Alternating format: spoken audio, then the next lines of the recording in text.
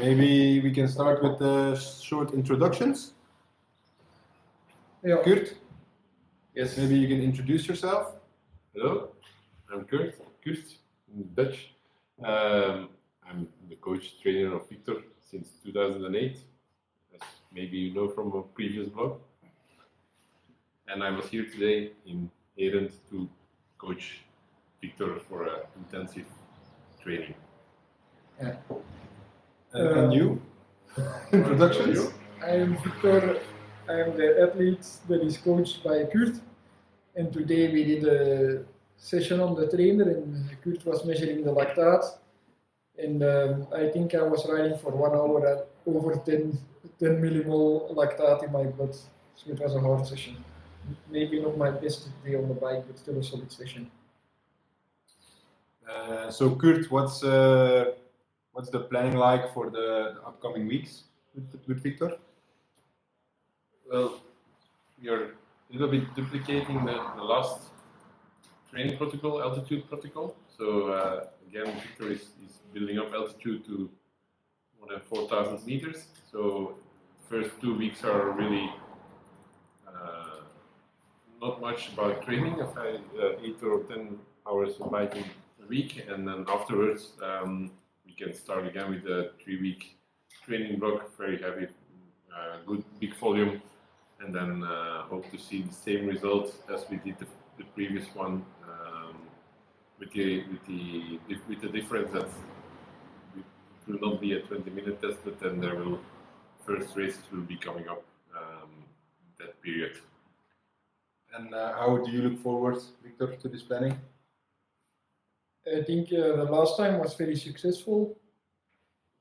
Now we do just a little bit more training during the altitude, the super high altitude, but still a little training, not too much training. And I hope I can get a little bit better, but even if I would stay in the same shape as I am now, I think I'm ready for the season.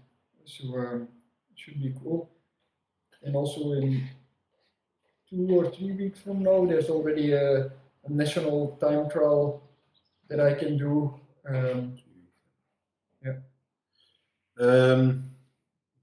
You are using a polarized schedule. That's how Kurt works. Why is this? And why do you think it's better than an FTP-based schedule? Like the traditional Yes. FTP building schedule, yes. week after week after week after week. We like to train very polarized, black and white, or very easy and very hard to have pure sessions. So we trigger the anaerobic or aerobic capacity. My opinion, or our opinion, is that when you're going in the zones in between, you're doing a little bit of both, but not pure enough. So that's the reason why. So we always test. We do some testing every 8 weeks to assess the capacities, anaerobic and aerobic, and then afterwards we are going to determine the training sessions. And most of all, it depends on the part of the season, but base training is more black and white, and when you go to races, sometimes it will be more in between, but most of all it's very hard or very easy training sets. And do you think this is also the appropriate way of training for a weekend warrior? So for people who just go on the group rides in the weekend and try to kill their mates? From a physical point of view, it is, but of course there's also a social part for the weekend warriors, and so I understand that's sometimes difficult to stay at the black and white training sessions, and sometimes you have to prove yourself for your other warriors. So that's another approach of training, but I'm convinced that if you want to be the best cyclist you can be, you have to train very pure and very easy on the long rides and very hard when it's going to be hard. So I'm not a believer of the 30 or 35k an hour as an average for the longer rides. weekend warriors. I've been training with Victor. Maybe we need to take a little break to get the food maker in the house. For the past few weeks, Victor and so we were talking about the polarized training. I will cut this part out, the break out. We were talking about the polarized training, and I've been training with Victor quite a bit last few weeks, and his easy rides haven't always been as easy as they should have been, I think. Why is that, Victor? I also think if you are a World Tour rider, an easy ride is not 150 watts. What an easy ride for a Sunday rider or under like a junior or an under 23 rider should maybe be 150 watts. But if you have if your engine is bigger because of all the kilometers you have done, if you ride for 150 watts for 6 hours, you will just get tired, and maybe the training effect is not as big as when you ride for an average of 200 watts, with an average of 200 watts. And even if you would look at the zones you get out of a classic test, the training, the zones would say that you have to ride with an average of 260 watts, but that would just make you too tired. But if you see, so I don't think it's a real problem for sometimes to ride a solid pace on an endurance ride. But first you have to make sure you have a really big engine before you ride, let's say over 30 km an hour average on a long ride. When you just start as a cyclist, or your level is not that high, make sure your long rides are really easy.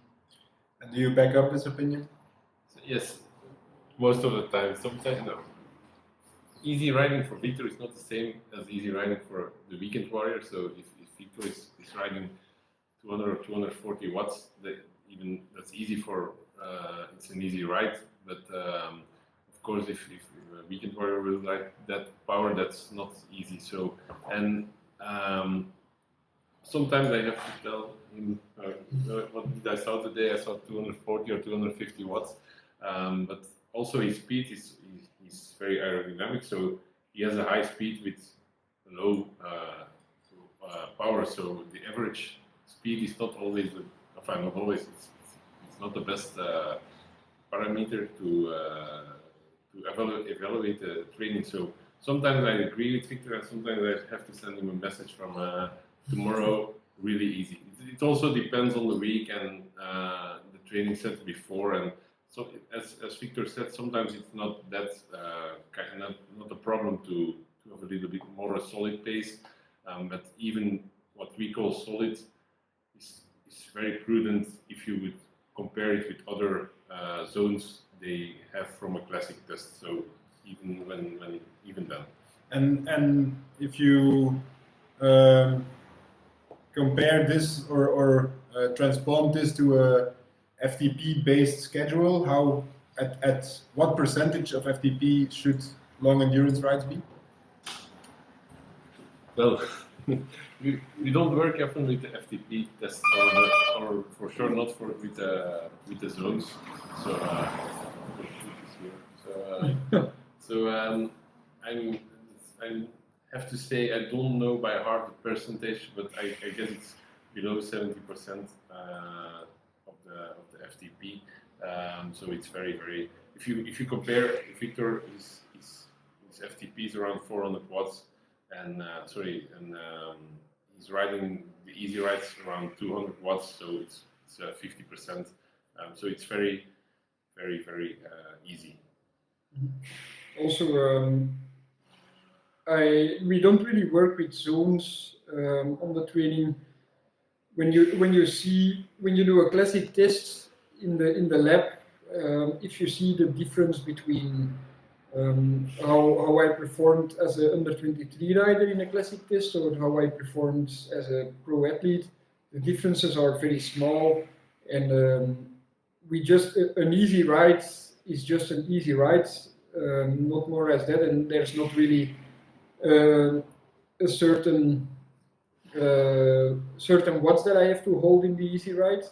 It's more on the feeling, and if there's a hard session coming up, when we do VO2 max sessions, it's also not with certain watts to hold. It's more very black and white.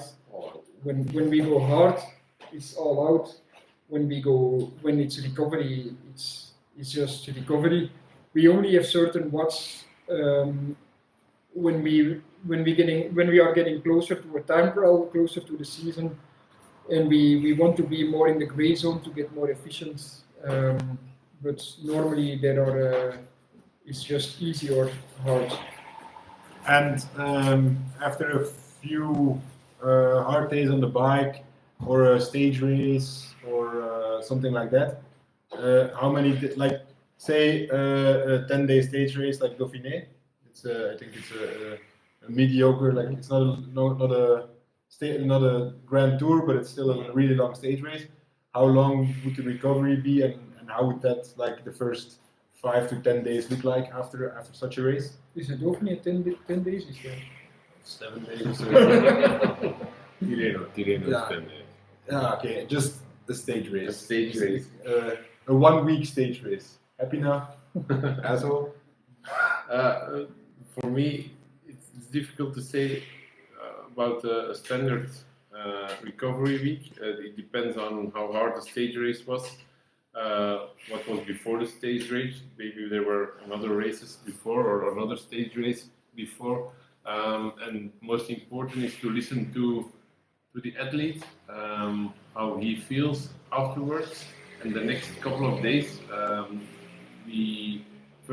most of best is after the stage race, the first 2 days to have some rides to recover.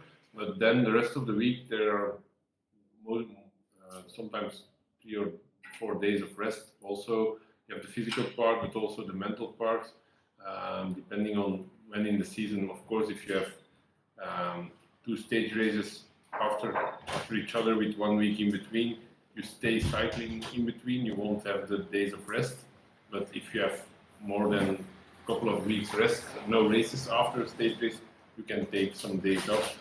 But always listen to the athlete, and Victor I think we understand each other quite well, and we find good program.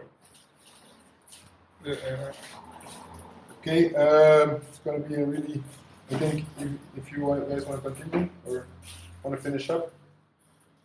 Zijn er nog vragen van? What kind of intervals should U17 rider do? Like a Newling. Zal ik nog eens een vraag antwoorden? I think it's if you're a youth rider, it's very important to train black and white, because you still have a lot of time to perform later on, and I think it's important to do long and very easy rides. If you are still a young rider, there is no use of doing rides with 200 watts average. And it's important, if you do your interval sessions, to do like 1 or 2 minutes all out with full recovery in between, like 8 minutes recovery, something like that. What is the best session to decrease VLA max? To decrease VLA max. To decrease a world hour record. Easy peasy. Good. Or Good. maybe a classic race. Or a race. Or a grand tour. A grand tour. Every race will, every hard race will lower your VLA max. So after some stages, you have to build up again the VLA max. Okay, and maybe a good question to finish the interview. Is Victor your only athlete? No. Are you still looking for athletes, or are there spots free on your?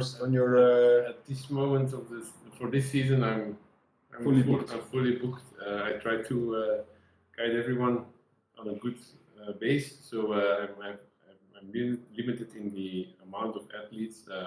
I have other athletes, triathletes and cyclists, but not for this season. Okay, Okay, thank you. thank you. Bye bye. Bye.